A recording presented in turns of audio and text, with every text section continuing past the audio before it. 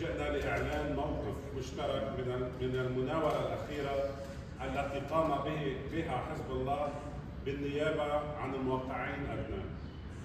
وجه حزب الله جملة رسائل إلى الداخل والخارج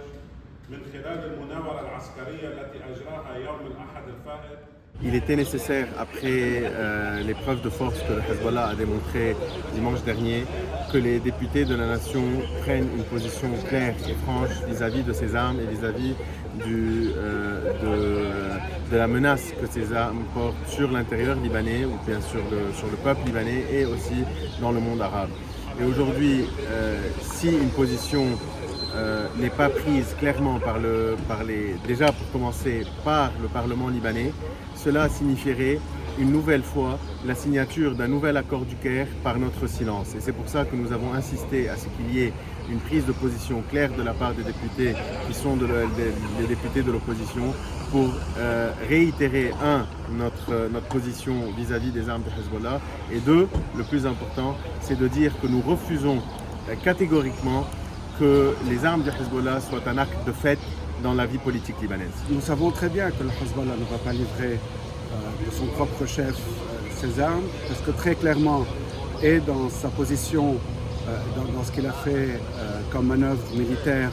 au sud il y a quelques jours, et même dans sa position présidentielle, il est en train de dire aux Libanais, nous voulons continuer notre mainmise sur l'État, la Constitution et le pays et ses relations régionales et internationales. C'est pour ça que nous menons cette bataille politique, que nous considérons comme étant un prélude à n'importe quelle réforme possible. Parce que quand il n'y a pas d'État, on ne peut pas réformer quelque chose qui n'existe pas. Et donc, nous devons, en même temps que de mener une bataille de réforme à l'intérieur des institutions, il faut mener cette bataille politique qui puisse amener finalement à ramener le Hezbollah sous la coupe de la Constitution et sous la coupe des résolutions onusiennes 1559, 1680 et 1701. Sinon, le pays va rester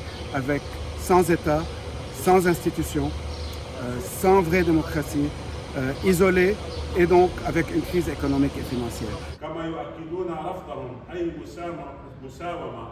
أو تسوية مع السلاح على حساب الدولة وسيادتها المطلقة على أراضيها.